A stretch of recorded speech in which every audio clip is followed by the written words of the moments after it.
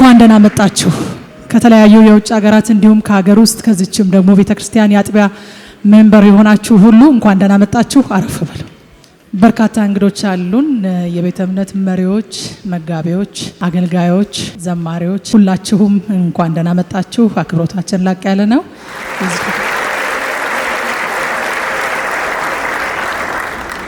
ፈቻ ጸሎትና ቡራኬ እንዲሰጡን ፓስተር በድሉን ወደዚህ እጠራለሁ። ክብር ለአምላካችን ለእግዚአብሔር ይሁን። እግዚአብሔር የተመሰገነ ይሁን። ቸር፣ መልካም፣ ደግ፣ ሩህሩህ፣ መሐሪ የሆነ አምላክ እግዚአብሔር የተቀደሰ ስሙ ይባረክ። ዛሬ ይህች ቤተክርስቲያን የ20ኛ ዓመት በዓሏን በምታከብርበት ደግሞም ይሄን መሰለ የአምልኮ ስፍራ እግዚአብሔር እንዲሆን አድርጎ ይሄ አንድ ጊዜ በሐሳብ ነበር በሐሳብ የነበረውን ነገር ወደ ተግባር ወደ መሆን የሚያመጣ እግዚአብሔር ስለሆነ በልባቸው ውስጥ ያዩትን ነገር በእጃቸው ዳሰው ሰርተው እንዲጨርሱ እግዚአብሔር ረድቷቸዋል። እንዲህ ባለ ትልቅ የደስታ ቀን ለመካፈል እድሉን ስላገኘው እግዚአብሔርን አመሰግናለሁ። ፓስተር ታሪኩን፣ ባለቤቱን ጤንሽን፣ ቤተክርስቲያን መሪዎችን፣ አገልጋዮችን፣ ምእመናን ሁሉ እዚህ እነሱን ደግሞ ወዳችሁ አክብራችሁ የተገኛችሁትን ሁሉ እንኳን ደስ አለ ማለት እወዳለሁ። እግዚአብሔር አምላክ የተመሰገነ ይሁን። እኔም የማገለግልባትን ቤተክርስቲያን የዳላስ የኢትዮጵያ ወንጌላውያን አማኞች ቤተክርስቲያን በጣም ደስተኞች ናቸው። በዚህ ስፍራ እንደምገኝ ያውቃሉ። ደስታቸውን እንድገልጥ ጠይቀውኛል። ደስታቸውን ተቀበሉ። እግዚአብሔር አምላክ ይባርካችሁ። ፓስተር ታሪኩ ከልጅነቴ ጀምሮ በጌታ ማለቴ ነው ማየው እግዚአብሔር የተጠቀመበት ያለ ወዳጄ ወንድሜና አብሮ አገልጋይ ነው። በዚህ እግዚአብሔር በሆነው ነገር በጣም ደስተኛ ነኝ። አሁን ከእናንተ ጋር አብሬ ጌታ ላመሰግን ስለተፈቀደልኝ እግዚአብሔር ይባርካችሁ። እንጸልይ። ቅዱስ አምላክ የዘላለም እግዚአብሔር ሆይ በጌታ በመድኃኒታችን በኢየሱስ ክርስቶስ ስም እናመሰግናለን። ልዑል እግዚአብሔር ሆይ የምትሰጥ ቸር አንተ ብቻ ነህ። ሰው አንተ ካልሰጠኸው ሊቀበል እንደማይቻለው እናውቃለንና እግዚአብሔር ሆይ ስለዚህ መልካም ስጦታ ተመስገን። አንድ ጊዜ በሐሳባችን የነበረውን ነገር እንዴት ይሆናል የሚባለውን ወደ መሆን ማምጣት የተቻለ ሁሉን የምትችል እግዚአብሔር ሆይ ለዘላለም እስከ ዘላለም ተባረክ። ደጋግመን የምንጠራው ያንተን ስም ነው። ደጋግመን የምናወሳው ስላንተ ነው። እግዚአብሔር ሆይ ክብሩ ላንተ ይሁን፣ ምስጋናው ላንተ ይሁን። አሁንም እንጸልያለን የዘላለም አምላክ እግዚአብሔር ሆይ በዚህ ስፍራ መገኘትህ እንዲበዛ ስምህ የታወቀ እንዲሆን ሀለወትህ ጌታ እግዚአብሔር ሆይ እየጠነከረ እንዲሄድ እንጸልያለን። ይህ ስፍራ ሰዎች እግዚአብሔርን የሚገናኙበት ቦታ እንዲሆን እንጸልያለን። ጌታ ሆይ ከዘላለም እስከ ዘላለም ተባረክ። ከምንለምነውና ከምንጠይቀው በላይ አብልጠህ ማድረግ ለምትችል አምላክ ላንተ ክብርም ምስጋናም ኃይልም ታላቅነትም ከዘላለም እስከ ዘላለም ይሁን በጌታ በኢየሱስ ክርስቶስ ስም አሜን።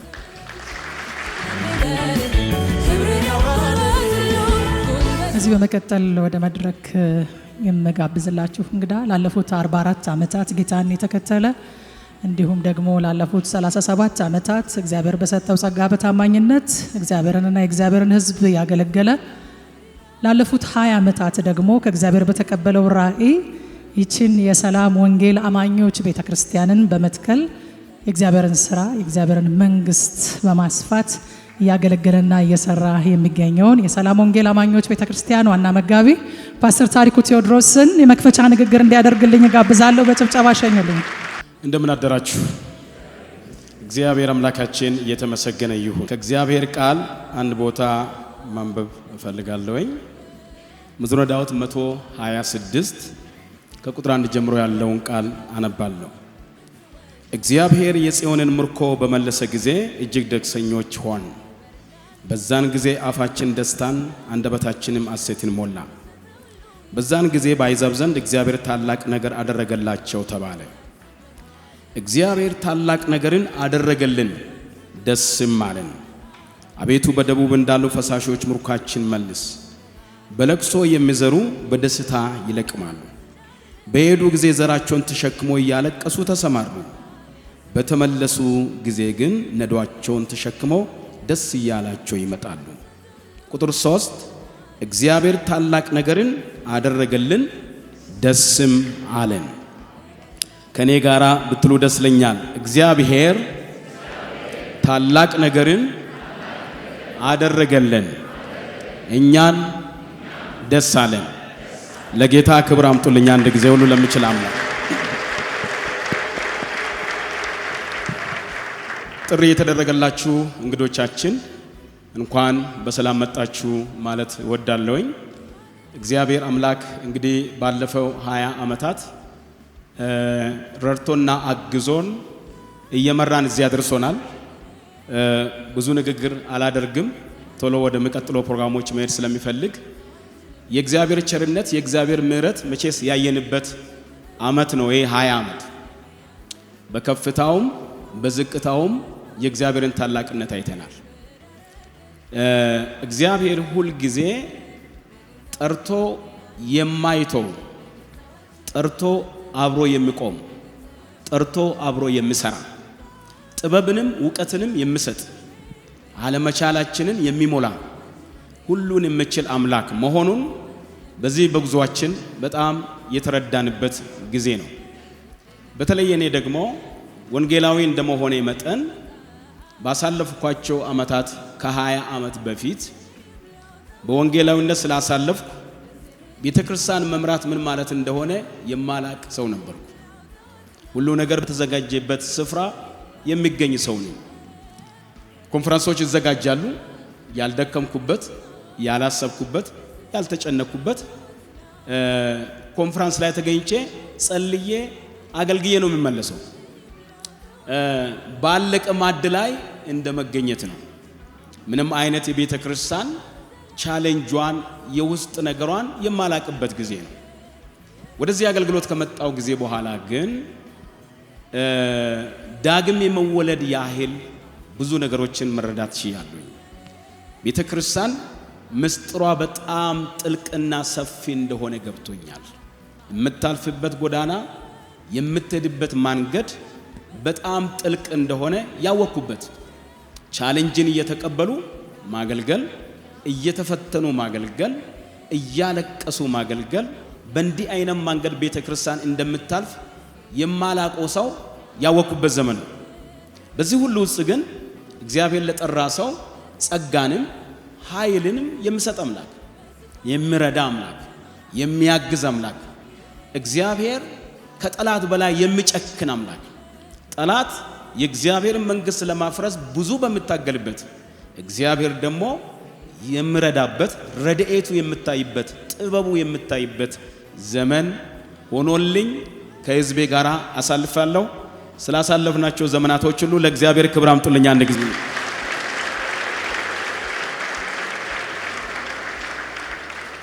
እግዚአብሔር ታላቅ ነገር አደረገልን ብዬ ስላችሁ እውነት ነው። እግዚአብሔር ብዙ ታላቅ ነገር አድርጎልናል። የሰላም ወንጌል ቤተክርስቲያን አማኞች ቤተክርስቲያን እንደምታውቁ ለረጅም ጊዜ በጎተራ አይነት ድርጅት ውስጥ አምልኮ ስታካይ ነው ቆየችው። እዛ ስንቆይ በክራይ ነው የቆየነው እና በየጊዜው በየ3 ወር ነው የምታደሰው። 3 ወር በመጣ ቁጥር ሁሌ ጭንቀት አለ። ያድሱልናል ወይስ ደግሞ ውጡ ይሉናል የሚል ብዙ ስጋቶች ነበር። 20 ዓመት እዛ ስናሳልፍ ወይም ደግሞ 18 ዓመት እዛ ስናሳልፍ የደስታም የድንጋጤም ጊዜ ነበር። ብዙ ደግሞ ከሚያስደነግጠን ነገር ሙሉ ይልቅ እግዚአብሔር በነፍሳቶች ቤተክርስቲያኒቷን ባርኳል። ብዙ ኮንፈረንሶች በማዘጋጀት ብዙ የእግዚአብሔር ሕዝብ የተባረከበት መልካምና ደስ የሚያሰኝ ዘመን ሆኖልን አልፏል። ወደዚህ ቦታ ስንመጣ እግዚአብሔር በድንቅና በተአምር በማይመች ሁኔታ ውስጥ አሳልፎ ይሄ ስፍራ ለ18 ዓመት ያህል ከተሰጠን ጀምሮ ማለት ነው 18 ዓመት ያህል በእጃችን ያልገባ ቦታ ነው። ግን በእጃችን የገባ ቦታ ዘንድሮ ነው። ብዙ ትግል ነበር፣ ብዙ ቻሌንጅ ነበር። እግዚአብሔር ግን የማይሸነፍ የማይረታ የጀመረውን የሚጨርስ አምላክ ስለሆነ ለሱ ክብር አምጡልኝ አንድ ጊዜ።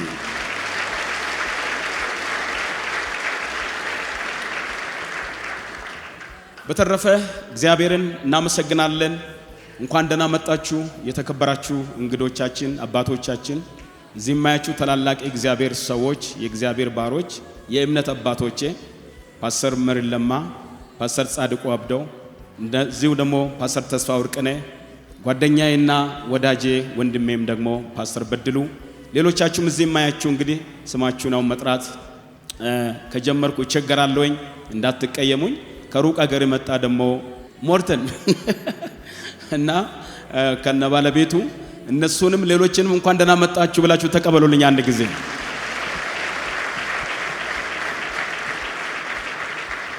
እንግዲህ ከኢትዮጵያ ውጭም እንደገና ደግሞ ከአገርም የተገኛችሁ ሁላችሁ የመጣችሁ ከሲያትል የመጣችሁ አላችሁ፣ ከፖርትላንድ የመጣችሁ አላችሁ እና ከዴንቨር የመጣችሁ አላችሁ ለዚሁ ፕሮግራም እና እንደገና ከተለያየ አብያተ ክርስቲያናት የተገኛችሁ የደብረ ዘይት ሰላም ወንጌል አማኞች ቤተክርስቲያን አገልጋዮችና ምእመን የመጣችሁ ሁላችሁም ወዳጆቼ፣ ጓደኞቼ እዚህ ቦታ የተገኛችሁ እንኳን ደህና መጣችሁ። መልካም በዓል ይሁንልላሉ።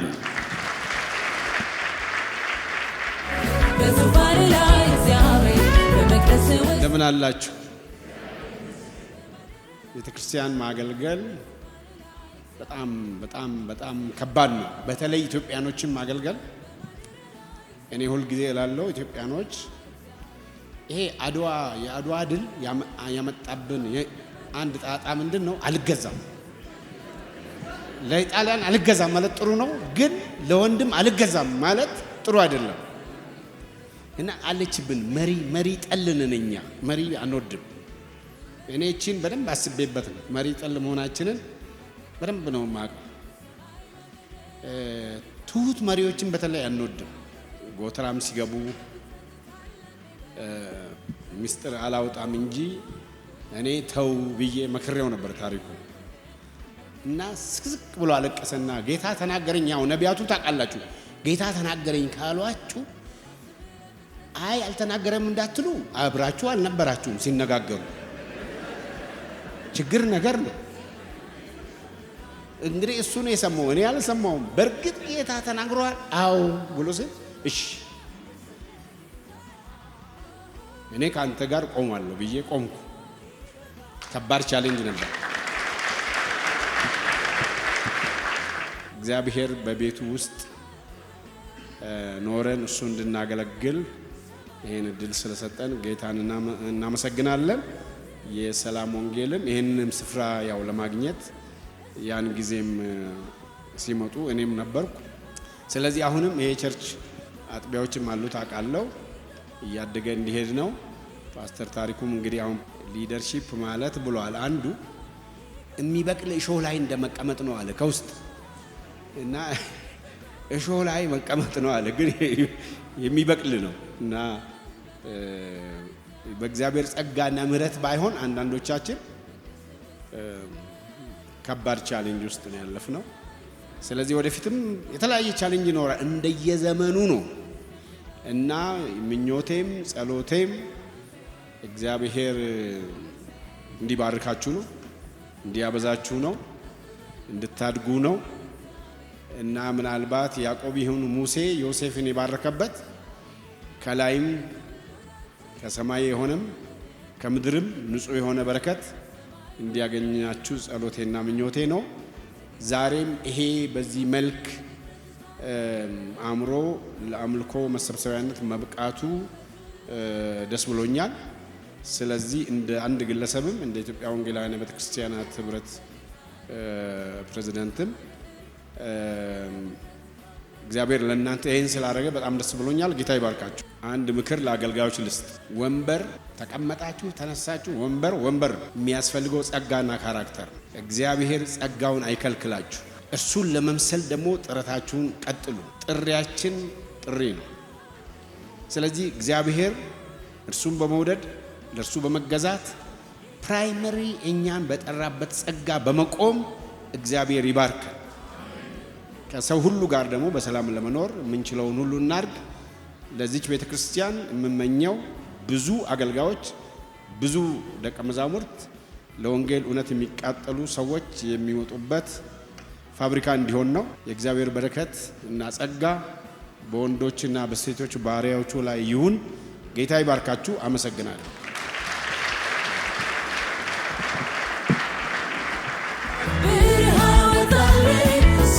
ከዚህ በመቀጠል ደግሞ ከሂውስተን ቴክሳስ የመጡትን እንግዳችንን ፓስተር ተስፋ ወርቅነህ ነው ወደ መድረክ የምጋብዘው። እንኳን ለ20ኛው ዓመት የምስረታ በዓል አደረሳችሁ። ደግሞም ይሄን የመሰለውን መልካም ቤት እንድትሰሩ ያደረገ እግዚአብሔር ሁሉን ሰርቶ እንደዚህ አሁን እንደምትገኙበት እንድታመልኩበት ስላበቃችሁ በጣም ደስ ይለኛል። ክብር ለስሙ ይሁን።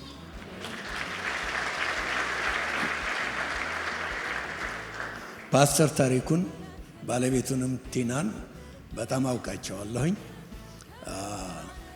ምንጫችን አንድ ነው። ምንም ዝርዝር ውስጥ መግባት አያስፈልግም። በስውር ዛሬ ብዙ ሰዎች ተቃቅሰውታል። ያው ሰላም ነው ተብሏል። እኛ ደግሞ ሙሉ መሆኑን ነበር የምናውቀው እና እግዚአብሔር ሁል ጊዜ መልካም ነው። የመልካም ነገር ሁሉ ምንጭ ነው። እግዚአብሔር በጊዜው ይህንን የመሰለ ስፍራ ይህንን የመሰለ ደስ የሚያሰኝ የመሰብሰቢያ ቦታ አዘጋጅቶላችሁ እንድትሰበሰቡ ስላደረገ አሁንም ክብሩን እርሱ ይውሰድ።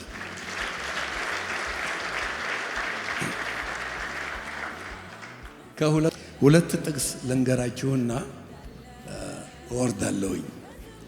አንደኛው መሳፍንት ምዕራፍ 5 ቁጥር 2 ነው። መሪዎች ስለመሩ ሕዝቡም በፈቃዳቸው ራሳቸውን ስለሰጡ ማን ይመስገን ይላል? እግዚአብሔር ይመስገን። ያለ መሪ ምንም ነገር መፈጸም አይችልም። መሪ አስፈላጊ ነው። ስለዚህ ፓስተር ታሪኩ፣ ሌሎችም ፓስተሮች፣ ሽማግሎች፣ ዲያቆናት፣ የልዩ ልዩ የአገልግሎት ዘርፎች፣ ምእመናን በአንድ ላይ ሆናችሁ ስለሰራችሁ እግዚአብሔር ይህንን ስፍራ አሁን በሚገኝበት መልኩ እንድታዩት ለማድረግ ችሏል። በዚህ ስፍራ እግዚአብሔር ይባርካችኋል አምናለሁኝ። ክብር ለእርሱ ይሁን። መሳፍንት ምዕራፍ 14 ቁጥር 14 እና 18 ላይ ያለ ነው። አሁንም ከእናንተ ጋር ላያይዘው ስለፈለግኩ ነው። ይኸውም ሳምሶን እንቆቅልሽ ተናግሮ ነበር ለጠላቶቹ። ሊፈቱ አልቻሉም። ግን ያው በሚስቱ በኩል አድርገው መልሱን አገኙና ከበላተኛ መብል የሚለውን ቃል ነው። ከማር የሚጣፍጥ ምን አለ አሉት። እውነት ነው አይደለም? ማር በጣም ጣፋጭ ነው። ከማር የሚጣፍጥ ምን አለ? በጣም ይጣፍጣል። ግን ማር እንዲሁ በቀላሉ የሚገኝ አይደለም። በአንድ ላይ ሁላችሁ ተባብራችሁ ይህንን ውጤት ለማምጣት ስለቻላችሁ እግዚአብሔር ይባርካችሁ። ባለፈው ማክሰኞ እዚህ መጥቻ አገልግዬ ነበረ። ቤተ ክርስቲያን ማን እንደሆነ ስንነጋገር ነበረ። የእውነት አምድና መሰረት ነች ብያለሁ። ይህንን ቤት የእውነት አምድና መሰረት ቤተ ክርስቲያን እንደሆነች የምታሳዩበት፣ ሁሉን ነገር በደስታ የእግዚአብሔርን ስራ የምትሰሩበት ያድርግላችሁ። ተባረኩ። እናመሰግናለን። ፓስተርንም በጭብጨባ እስከ ቦታው ድረስ ሸኙልን። በቀጥታ የምናልፈው አሁን ወደ ልዩ ተናጋሪ ነው። ልዩ ተናጋሪ ያልኩበት ምክንያት ትንሽ ስለማደላ ነው። ከእያንዳንዱ ስኬታማ ወንድ ጀርባ ሳይሆን ጎን ነው አይደለ? ጠንካራ ሴት አለች ይባላል። ስለዚህ እህታችን ጤናዬ የፓስተር ታሪኩ ባለቤት ወደዚህ ትመጣና እንዴት ተጉዛ እዚህ እንደደረሰች አጠር ያለ ማብራሪያ ትሰጠናለች። እህታችን ጤናዬን በጭብጨባ ተቀበሉልኝ። እንኳን አደረሰን።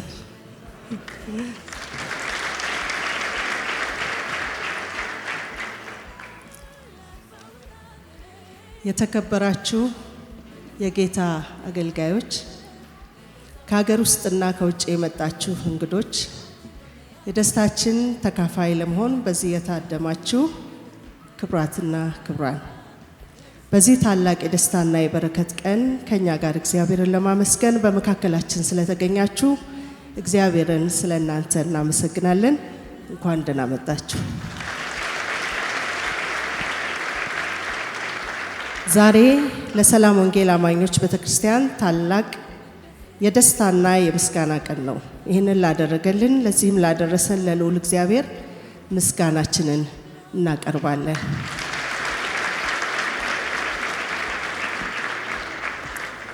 ከ20 ዓመታት በፊት በሐምሌ ወር 1996 ዓመተ ምህረት ለዋና መጋቢያችን ለፓስተር ታሪኩ ቴድሮስ እግዚአብሔር በሰጠው ራእይ መሰረት የሰላም ወንጌል አማኞች ቤተክርስቲያን ተመሰረተች።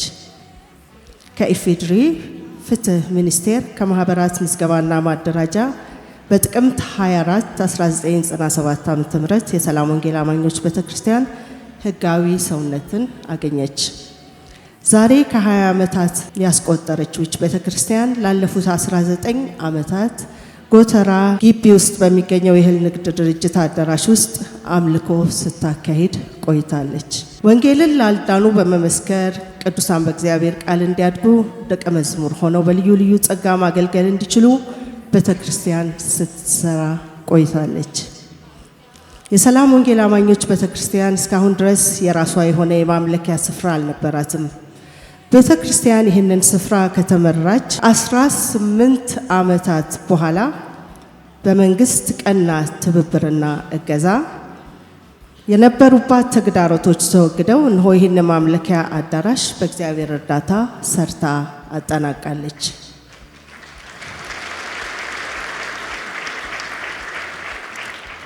ለዚህ መሳካት የተባበሩንን የመንግስት አካላት የሰላም ወንጌል አማኞች ቤተክርስቲያን እጅግ አድርጋ ታመሰግናለች። ለቤቱ ያሳያችሁትን ፍቅርና ትጋት እግዚአብሔር ቆጥሮ ይመልስላችሁ ትላለች። ለዚህ አዳራሽ መገንባት ምክንያት የሆናችሁ ሁሉ በልዑል እግዚአብሔር ፊት የታወቃችሁ ብትሆኑም እንደ ቤተክርስቲያን በእግዚአብሔር ስም ልንባርካችሁ እንወዳለን።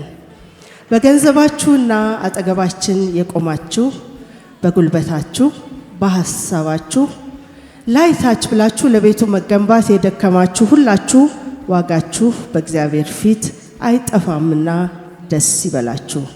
እግዚአብሔር እንደ ባለጠግነቱ መጠን አትረፍርፎ ይባርካችሁ። ይህ የእግዚአብሔር ቤት የወንጌሉ የምስራች የሚበሰርበት ቅዱሳን እግዚአብሔርን እያመለኩ ዳግም የሚመጣውን ጌታችን ኢየሱስ ክርስቶስን የሚጠባበቁበት በመሆኑ ለኢትዮጵያ አብያተ ክርስቲያናት ወገኖቻችንም ደስታን የሚጨምር ነው።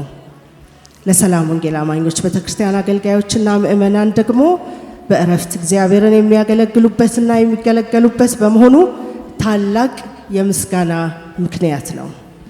በቀጣይ የሰላም ወንጌል አማኞች ቤተክርስቲያን በሳምንት ለ4 ቀናት ቋሚ ፕሮግራሞች የሚኖሯት ሲሆን እነሱም ዘወትር ሮብ ከ11 ሰዓት የሚጀምር የትምህርት ጊዜ፣ ዘወትር አርብ ሙሉ ቀን የሚቆይ የፈውስ ፕሮግራም፣ ዘወትር ቅዳሜ ከሰዓት በኋላ የወጣቶች ፕሮግራም እና ዘወትር እሁድ የአምልኮ ፕሮግራሞች ናቸው። በእነዚህ ፕሮግራሞች በመገኘት የጸጋው ተካፋይ እንድትሆኑ ቤተክርስቲያን ትጋብዛለች። ዛሬ ለሰላም ወንጌል አማኞች ቤተክርስቲያን ድርብ በዓል ነው። ቤተክርስቲያን የተመሰረተችበትን 20ኛ ዓመት በዓል እንዲሁም አዲሱን የአምልኮ አዳራሽ የምናስመርቅበት ዕለት ነው። ለዚህ ያደረሰን ለዚህ ያበቃን የቤቱ ባለቤት ልዑል እግዚአብሔር የከበረ ምስጋና ይድረሰው።